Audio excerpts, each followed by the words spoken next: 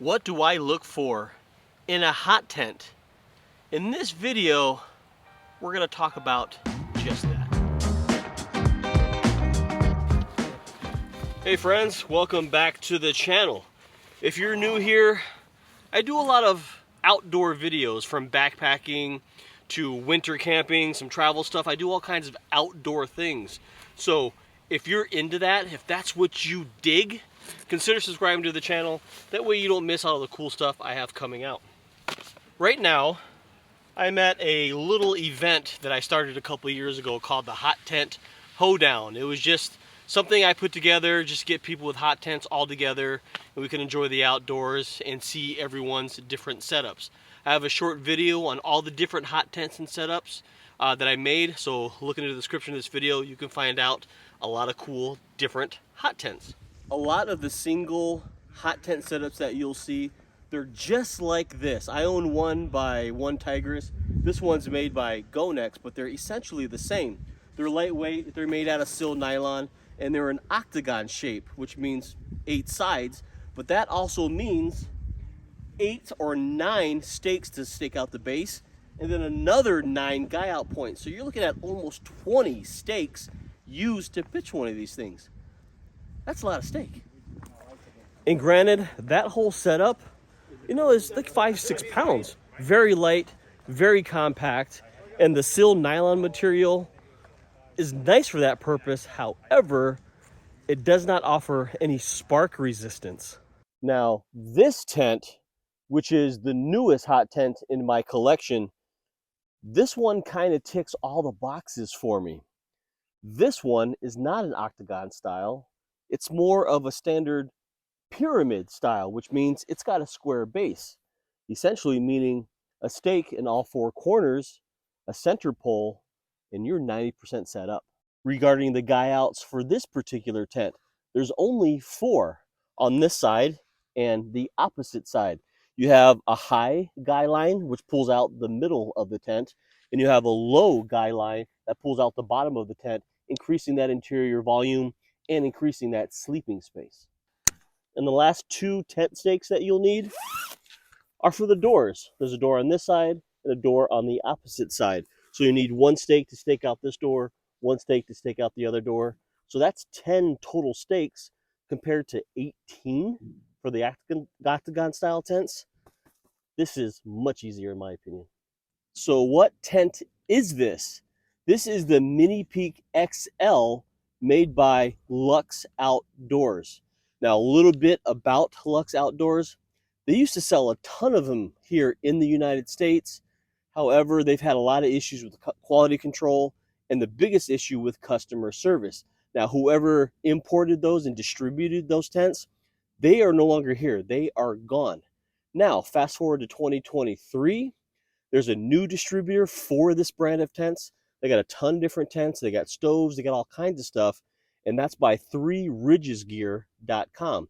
Now, Jim, the owner of that, he was kind enough to send me one of these tents upon my request because, like I said, everything that I researched on it had the things that I was really looking for. This being a pyramid style tent, all the edges are straight, which means you could put 2 people ground sleeping with the stove in here fairly comfortably, mainly because with the straight walls, the straight base, that's a bedding area there. There's another bedding area here. Whereas an octagon tent, you got all the little angles that cut your distance. So you have to actually scoot towards the middle of the tent, making everything a lot more cramped. You know, having run-ins with the stove, which is always bad news, this design allows 2 people to come in here comfortably. Now, in order for that to happen, the stove would have to be shifted towards the door just a little bit, but that's easily done with just a 45-degree elbow, angle the pipe up out of the stove jack, and now you got a whole bedding over there. And this whole area is meant for gear, firewood, that kind of stuff. This particular Minipeak XL is their Pro version, mainly because it has snow skirts. The regular version does not have snow skirts.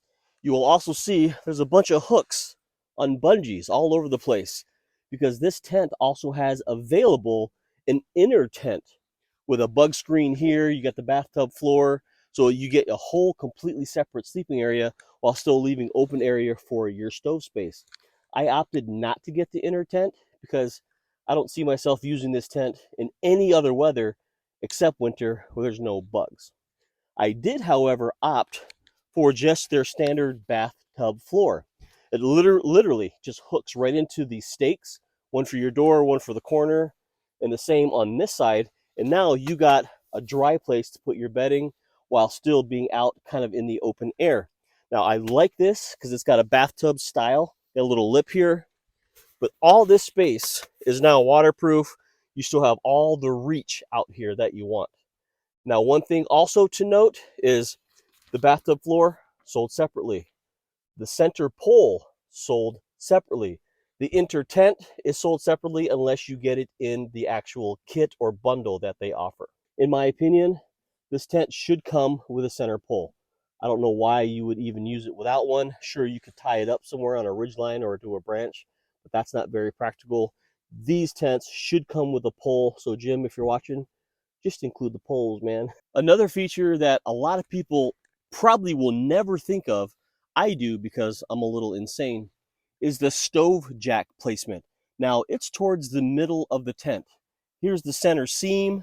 It's just to the left of it, right? So keeping it right here, and also put your stove towards the middle of the tent. Why is that good? I'll show you. This is something very random. Again, not a lot of people think about this. So my sleeping bag and most men's sleeping bag have a zipper on the left side. Women's sleeping bags usually have a zipper on the right side. So if this stove jack was placed further this way, I couldn't have my head end over here. My sleeping bag would zip open towards the tent. Now that the stove can be placed in the middle, I could put my head on this end. When I zip open my sleeping bag, I can zip open into the interior of the tent, grab gear, refill and stoke the stove, things like that.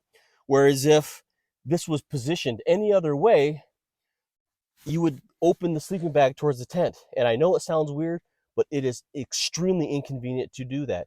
And the fact that the stove jack is towards the middle of the tent, you can literally just angle the stove towards this end. So if you had a women's sleeping bag, your head end can be this way, and you can still zip your sleeping bag open and access the interior of the tent.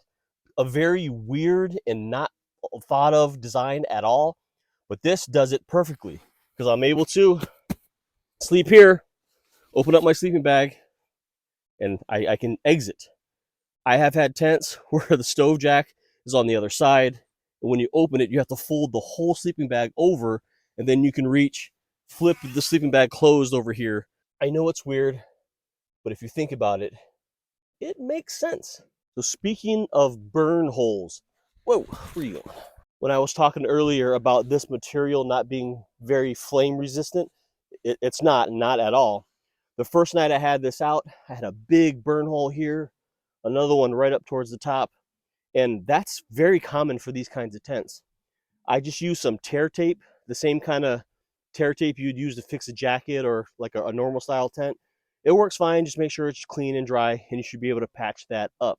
Now, how do you mitigate getting tons of burn holes? I'll show you what I did.